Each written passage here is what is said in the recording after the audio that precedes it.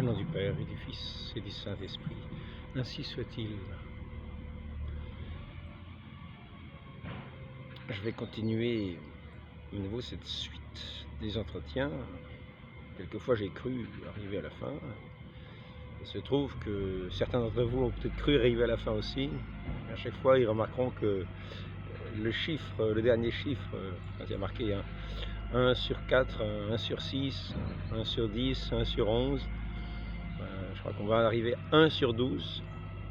Certains peuvent se demander quelle sera la conclusion. La conclusion est simple, c'est qu'il faut être de l'Église des fidèles. Et je voudrais encore aborder donc cette suite, ce sujet, en continuant ce que j'avais commencé hier. Je voulais parler en particulier d'un événement de cette histoire sainte hier. Et c'est pour ça que j'avais pratiquement fait l'entretien d'hier et je me suis rendu compte à la fin que j'avais oublié d'en parler.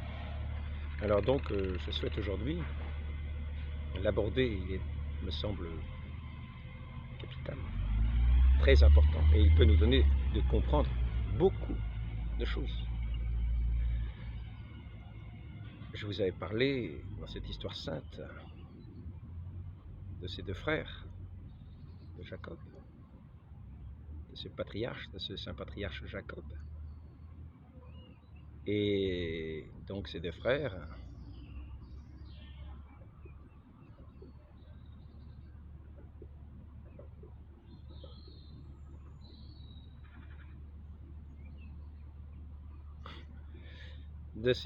excusez-moi, Ésaü,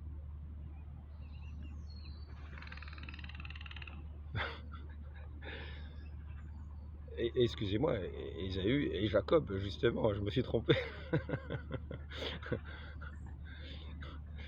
Donc, voilà, nous avons ces deux frères, Ésaü et Jacob. Et nous avons vu hier,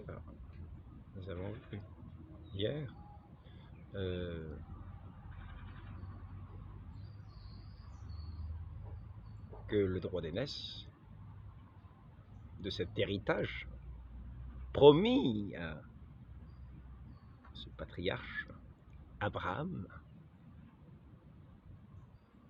viendrait à sa descendance. Nous avons vu, Ésaü était le fils aîné. Il avait donc le droit d'aînesse.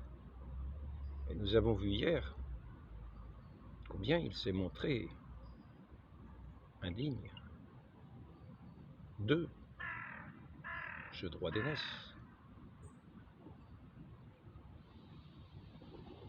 En préférant les biens de la terre à la promesse de Dieu. En échangeant le droit d'aînesse contre le plat de lentilles de Jacob. Et Jacob, lui, n'a pas dédaigné le droit d'aînesse, cette grande promesse, de cet héritage, de cette grande promesse faite à Abraham. De cette promesse qui est comme le soleil à l'horizon de cette route, de ce chemin, de toutes ces générations, de ce peuple, de cette descendance d'Abraham, dont la descendance, nous allons le voir, saint Paul l'exprime, est notre Seigneur Jésus-Christ, qui est ce mystère de la piété, qui est cette perle précieuse qui était cachée aux yeux des hommes et qui s'est manifestée dans le temps, dans notre Seigneur Jésus-Christ, qui est la descendance, en qui sont toutes les bénédictions. Mais maintenant, revenons à celui qui a le droit d'aînesse, ses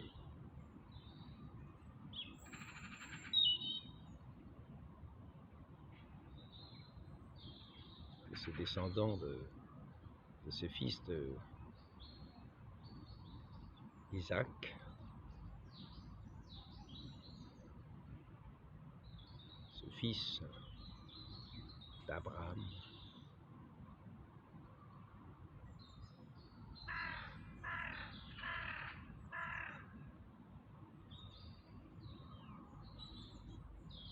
Et nous voici donc avec les deux figures qui vont se battre tout au long de l'histoire. Deux prétendants à ce droit d'aînesse. Un qui a méprisé ce droit d'aînesse. Les deux prétendants, je veux dire, à cet héritage. Un qui a méprisé son droit d'aînesse pour quasi rien. Un plat de lentilles. C'est-à-dire le monde. Qui a choisi le monde. Et qui, pour le monde, pour la possession des biens de ce monde, pour la maîtrise des biens de ce monde, a délaissé son droit d'aînesse. Il a laissé à son frère, Jacob, qui lui s'est montré digne en renonçant à ce plat de lentilles et voyant bien toute l'importance, toute la grâce, tout ce trésor de cette promesse divine.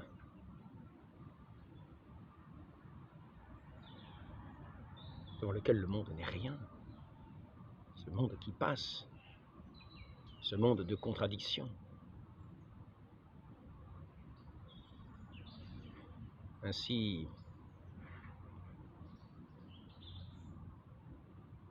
nous allons en arriver maintenant à cet élément capital, où justement nous allons voir que Jacob, qui a su se montrer digne, notre Seigneur en parle. Notre Seigneur en parle. De ceux qui se sont montrés toujours indignes de ce royaume des cieux, qui ont toujours préféré ce plat de lentilles pour abandonner cette promesse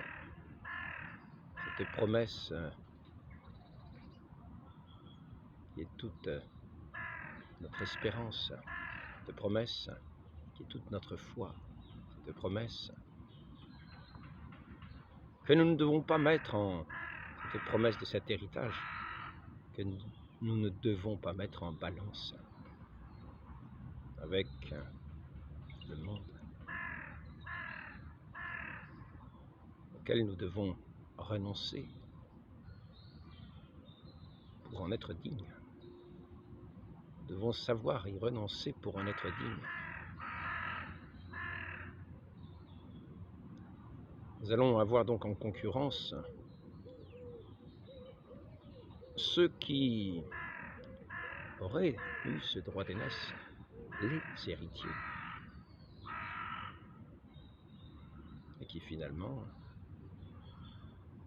lorsque le moment fut venu, ont repoussé l'héritier, en qui était la bénédiction, par lequel nous avons la bénédiction.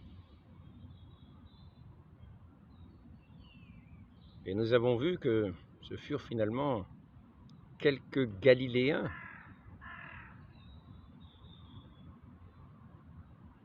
qui se sont montrés dignes, de ce droit d'aînesse et qui ont eu cette bénédiction. Et nous allons voir que de même qu'il y a eu la lutte entre Jacob et Ésaü, nous allons voir la lutte entre ces Galiléens, dont le nom est d'ailleurs si proche du mot Gaule, la Gaule, Galilée, la Gaule, la Galatie.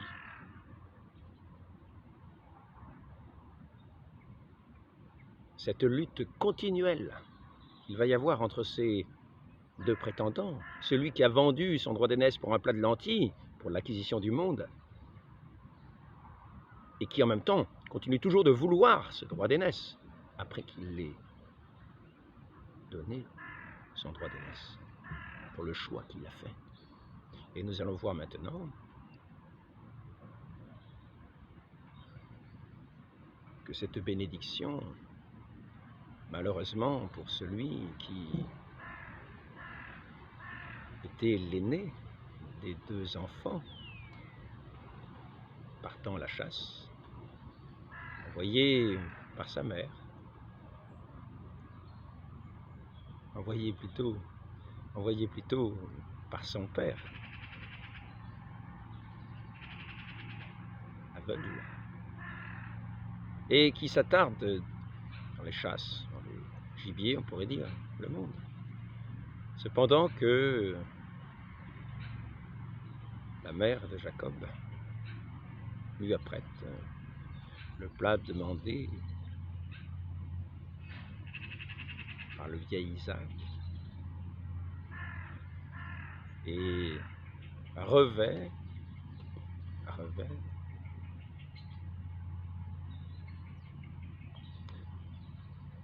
des poils ressemblant à ceux de l'aîné,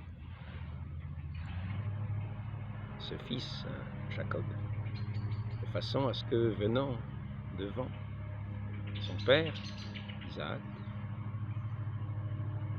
ce fils qui véritablement était digne de ce droit d'aînesse, soit revêtu des ornements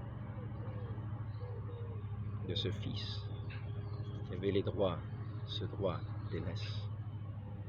Et nous pourrons voir ici ce parallèle avec tous ces baptisés qui vont se revêtir de cet ornement précieux qui est le sang même du Christ. Que notre Seigneur Jésus-Christ communique et comme revêt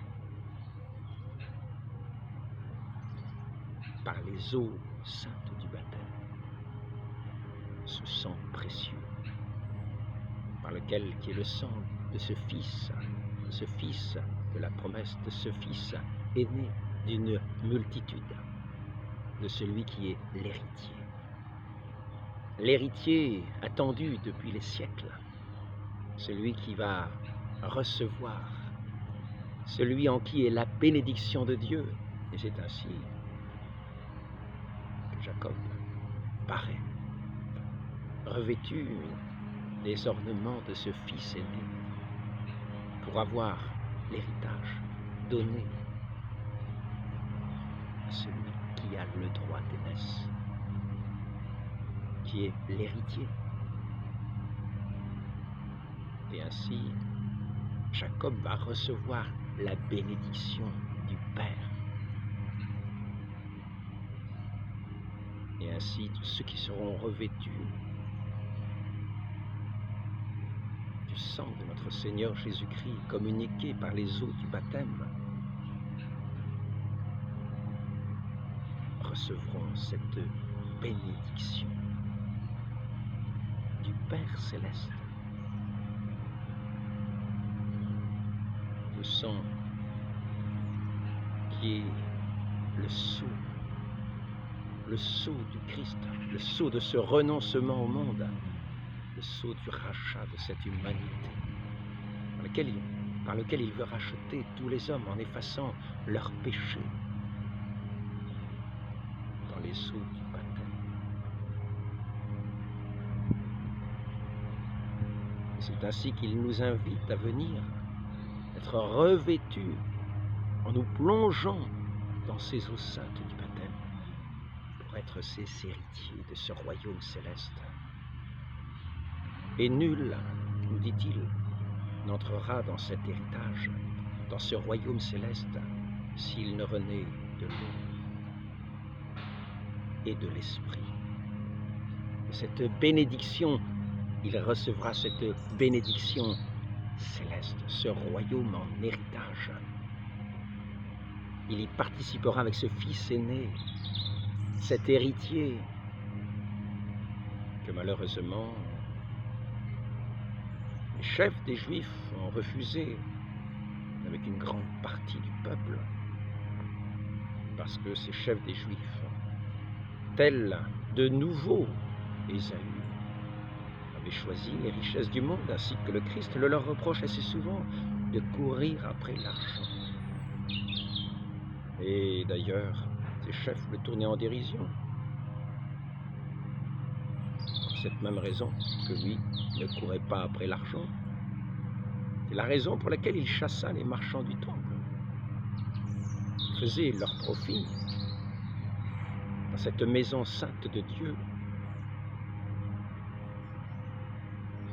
Ce n'était pas une maison de lucre, ce n'était pas une maison de commerce, de marchandage, qui était cette maison sainte de Dieu. Et ainsi, notre Seigneur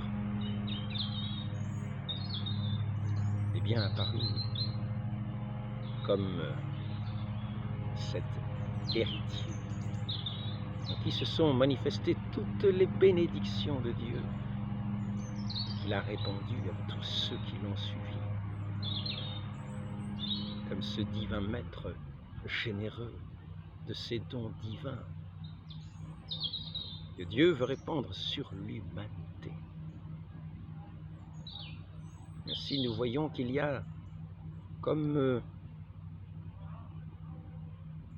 ce combat pour cet héritage. Celui qui est le roi des Juifs et qui a été crucifié. Et ceux qui ne le reconnaissent pas comme roi des Juifs, car ils prétendent encore au droit d'aînesse. Mais notre Seigneur dit bien, cette vigne, il leur sera retiré pour donner à un autre peuple.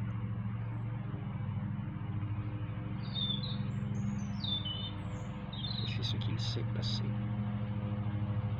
Parce que l'attachement au bien de la terre a privé Ésaü de son droit d'aînesse. Et notre Seigneur nous dit, nous ne pouvons avoir qu'un seul maître, Dieu ou le monde. Ainsi, nous voyons qu'il y en a qui veulent appartenir à la fois à Dieu et au monde. Ceux qui veulent appartenir à la fois à Dieu et au monde ne sont pas ceux sur qui notre Seigneur Jésus-Christ bâtit ce royaume. Cet héritier bâtit son royaume sur ceux qui sont fidèles aux paroles de Dieu, sur ceux qui sont fidèles, sur ces simples, qui ne sont pas tournés vers le monde, mais vers toutes ces paroles qui sortent de la bouche de Dieu, en laquelle ils accordent leur foi. Ce royaume, cet héritage promis, le Christ le bâtit sur ceux qui ont cette foi, qui est cette révélation que le Père fait.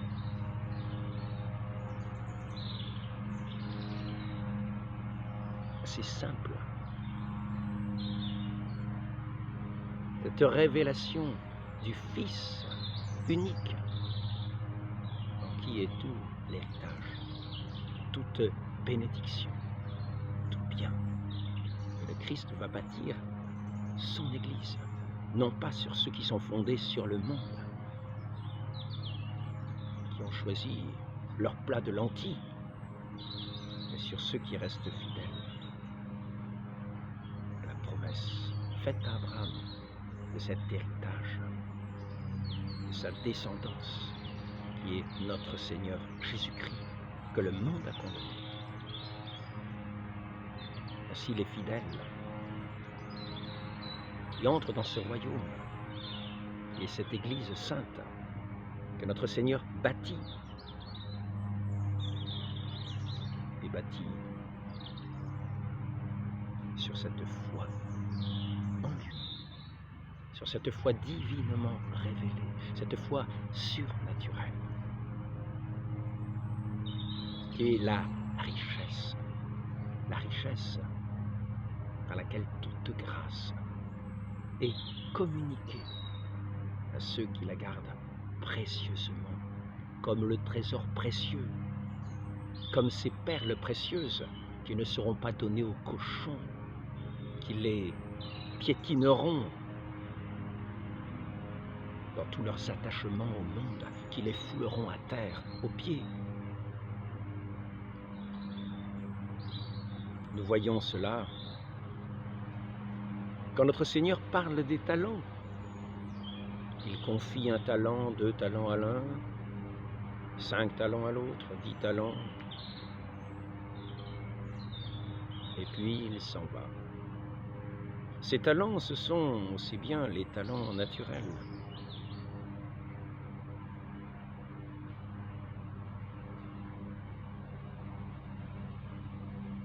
Ce sont aussi bien ces paroles de Dieu qu'il faut faire fructifier.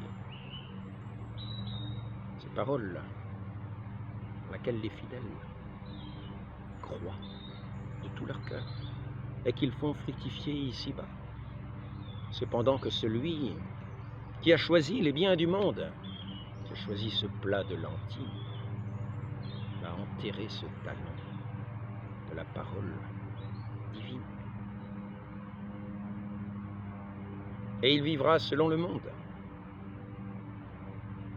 Et voici que le juge qui a confié les talents reviendra.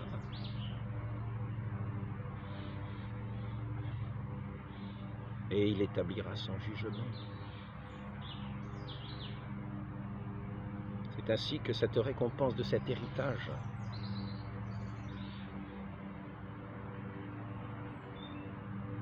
sera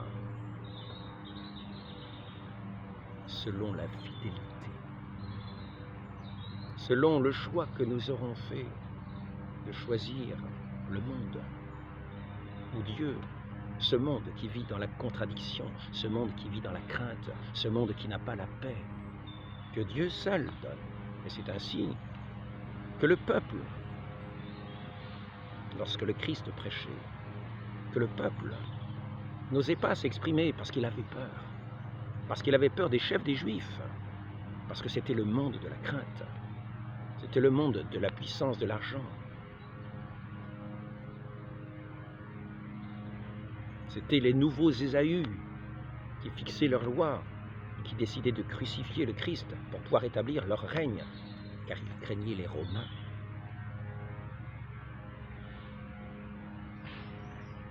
Alors même qu'ils confessaient, jamais aucun homme n'a parlé comme cet homme.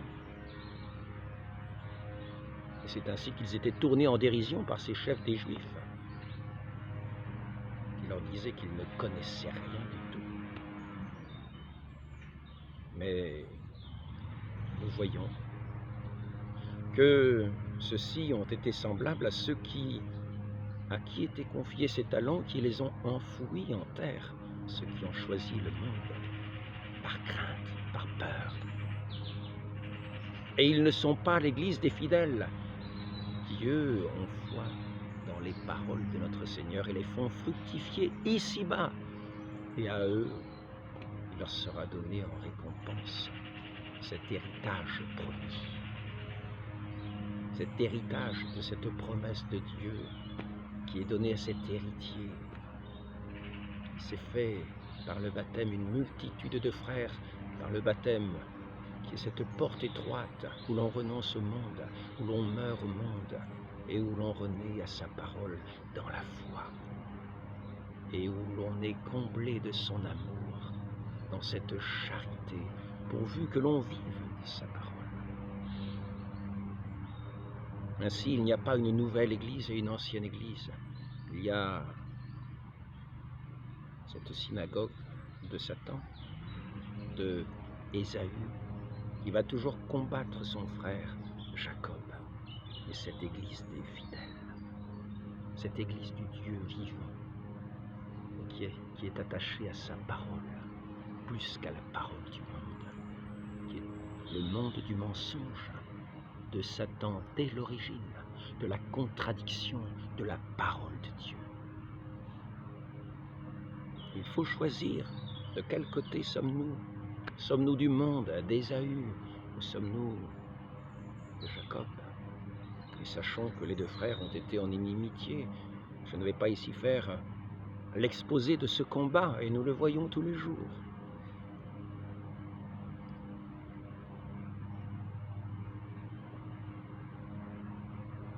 Ainsi, ceux qui, aujourd'hui, pensent être dans l'Église des fidèles et qui condamnent l'Église, ils appellent l'Église d'avant, alors qu'ils professent qu'il n'y a qu'une seule Église. Je crois en l'Église une, catholique, apostolique. Et cette seule Église, cette Église bâtie par notre Seigneur Jésus-Christ, sur la profession de foi de Saint Pierre, de profession de foi, que dans une révélation du Père céleste, Saint Pierre a pu proférer de sa bouche, en le croyant du fond du cœur.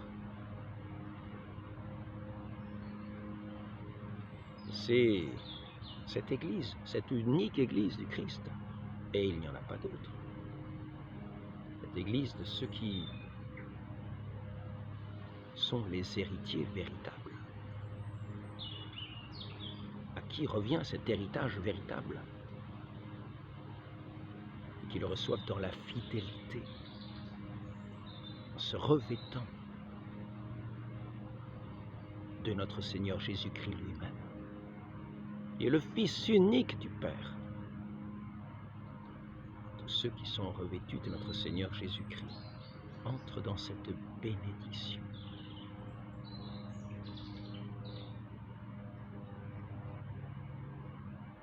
Dans ce lien d'amour au Père, en qui est toute bénédiction, qui a tout remis dans le Fils, qui est l'héritier, en qui est la promesse, en qui est la révélation de ce mystère caché depuis les origines.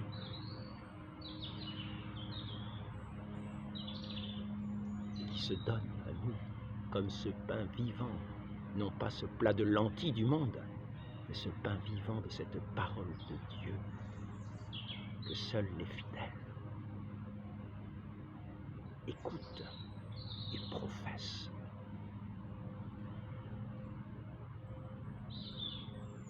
Ainsi, ceux qui aujourd'hui veulent condamner ce qu'ils appellent l'ancienne Église ne sont pas l'Église des fidèles qui est une, qui est l'Église que notre Seigneur Jésus-Christ bâtit lui-même. Il faut savoir qu'ils ont bâti une toute autre Église.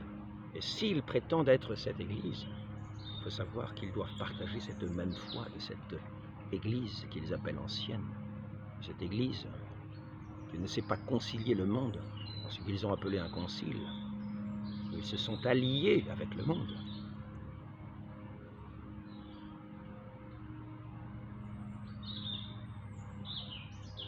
Ils sont allés comme prendre leur plat de lentilles, en abandonnant leur héritage. Ils sont condamnés, le Christ et ses fidèles, avec le monde qui a condamné le Christ et ses fidèles, pour faire partie de cette autre Église, cette synagogue de Satan, ces descendants d'Ésaü, qui ont été privés de l'héritage, et en qui n'est nulle bénédiction. Ils ont la bénédiction du monde qui est une malédiction. Tous ceux qui entrent dans leur suite entrent dans cette malédiction. Ainsi, ceux qui veulent être véritablement de l'Église de notre Seigneur Jésus-Christ qu'il bâtit lui-même sur la foi, ses apôtres, sur la foi de Saint Pierre, la foi dans le Fils unique, le Christ, le Fils unique du Dieu vivant et en toutes ses paroles saintes,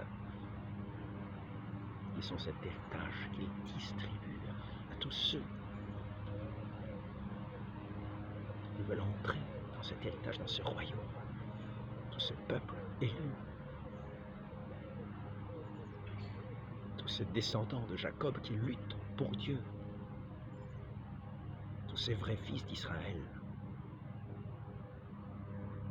qui sont cette Église sainte, cette Église des fidèles, hors de laquelle il n'y a pas de seuil. Ainsi, ceux qui veulent faire partie, ceux qui pensent faire partie de cette Église bâtie par notre Seigneur Jésus-Christ, ce royaume des cieux, ce royaume promis, cet héritage promis, doivent savoir qu'ils doivent partager la foi des fidèles, cette foi énoncée par les apôtres, cette foi qui est cette adhésion à la parole du Christ. Nul ne peut entrer dans le royaume des cieux s'il ne renaît de l'eau, et l'Église précise, de l'eau vraie et naturelle, et de l'Esprit. Ainsi qu'il est dit dans ce catéchisme de Saint Pédis, et tous ceux qui font partie de l'Église des fidèles doivent le croire. Le baptême est absolument nécessaire au salut.